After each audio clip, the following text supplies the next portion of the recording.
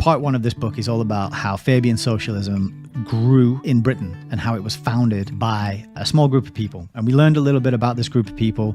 They were bored, they were atheists, they were middle class. They weren't from the upper echelons of the high society, the really important bloodlines, but they also weren't sort of peasants and farmers either. They were pure middle class. And they were struggling from a lack of meaning in their lives. I think they'd probably been indoctrinated with the Darwinian worldview of scientific materialism, and they found that lacking, and they were looking for something to give their life some meaning, some project, something to get involved with that would kind of satisfy what I would call, their soul, their passion, their spirit, but they would probably deny that soul and spirit exist. They had their first meeting in 1884, and it was at this gentleman's house. His name is Edward R. Pease, and so I thought we would do a little bit of learning about him. So Edward Pease, English writer and founding member of the Fabian Society. He was the son of devout Quakers, and he was the sixth of 15 children. Now it turns out these 15 children weren't all by the same mother. His father had 5 and then remarried and had another bunch, but it's a big family. A lot of competition, I would imagine, for the affection and the love of the parents. And so his father was a wool comber, and his mother came from the Fry family, known for manufacturing chocolate. So if you're in the UK, you might have heard of of Fry's Turkish Delight. This is something that my granny likes to eat. It's kind of like a rose-flavored jelly wrapped in chocolate. But that's the Fry family, and they had a chocolate business, and they eventually merged with Cadbury. And so Edward Pease, he was educated at home until he was 16. So that's quite interesting because he was homeschooled. He didn't go through the mainstream government indoctrination centre known as schooling. And then he moved to London, where he was taken under the wing of his brother-in-law, Sir Thomas Hanbury. So he was kind of one step removed from these higher levels of the upper classes. And he had this brother-in-law who was a sir, and this brother-in-law arranged for him to become a partner in a stockbroking firm. So he was kind of connected, and he had some opportunities arranged for him. He lived a nice long life, though. Died at the ripe old age of 97, so that's good. Well played. And so in 1886, the death of a wealthy relative meant that Pease received a sizable legacy, allowing him to give up work at the London Stock Exchange and devote time to his socialist interests. So that's always a boon, isn't it? When you don't have to worry about paying bills or making money or doing some sort of 9-to-5 drudgery in order to make ends meet. You got that weight lifted, and suddenly you've got all this time to sit around and sort of pontificate and put the world to rights. And and so that was quite lucky. So he moved to Newcastle upon Tyne after leaving the stock exchange, and he formed the National Labour Federation, but his attempts to convert the working class to socialism were unsuccessful, so he returned to London. And I lived in Newcastle for a number of years. Great people. I loved it, every second of it. Had a great time there.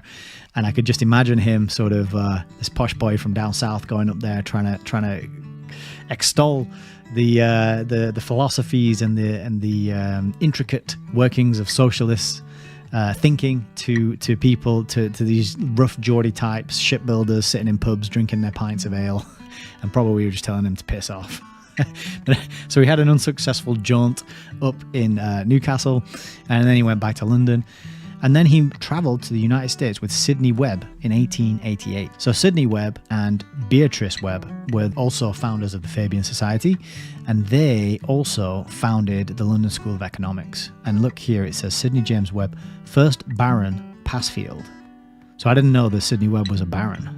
Interesting. So this man, Edward Pease, he's kind of 1 degree removed from the Huxleys, the Darwins, the Galtons. Right, it seems to me that he's sort of just on the outside of that, but obviously making inroads and getting a good name for himself and being invited to travel around with Sidney Webb, the Baron. And then 2 years later, he is appointed the secretary of the Fabian Society, and he edited the Fabian News, and he wrote 10 pamphlets. Pease was a trustee in the fund used to found London School of Economics in 1895. Interestingly, Pease was also a member of the Independent Labour Party, which became the Labour Representation Committee, which became the British Labour Party. He got married and he had 2 children, Michael S. Pease was a geneticist. So this feeds into our studies and learning about the Rockefeller Foundation, but it charts that time between eugenics becoming popular and a trendy thing amongst these high society people to it being like, oh shit, we're gonna have to rebrand it because of tiny mustache man over there. And then it became molecular biology and genetics.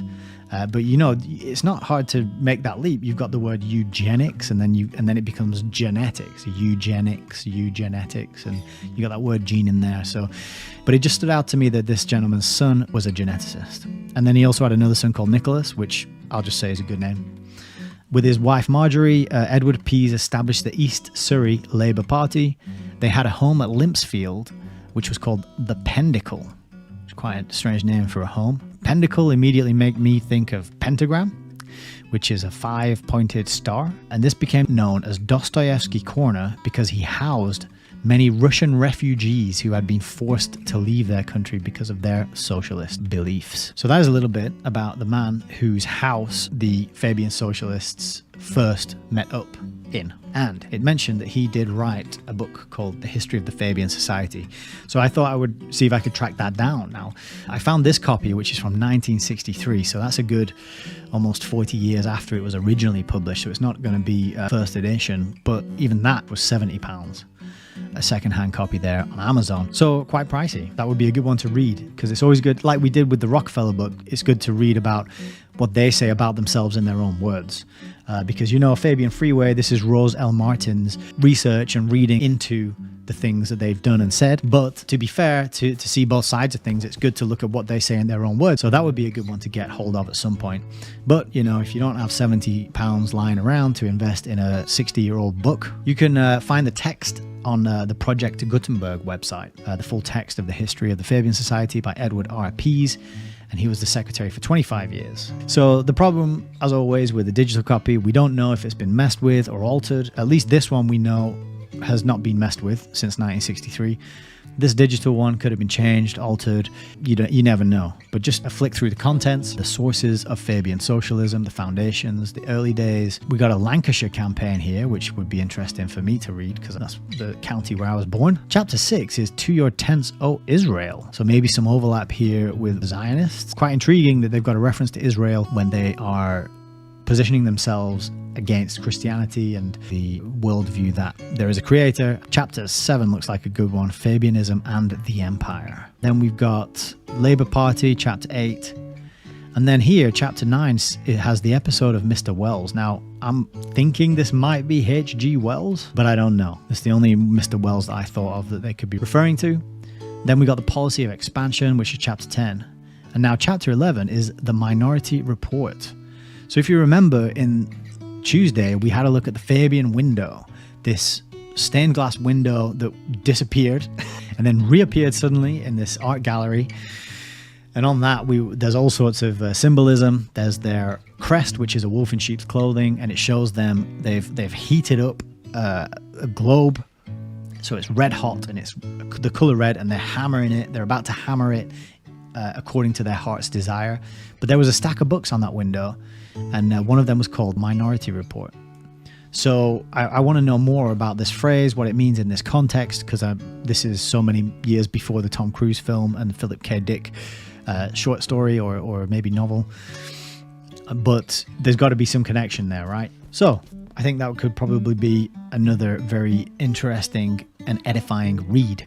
You can get a PDF of this quite easily, just under 200 pages. Yeah, it's not hard to find if you just search for that. That would be a good one to go through sometime, I think. Welcome to Hayes Reviews.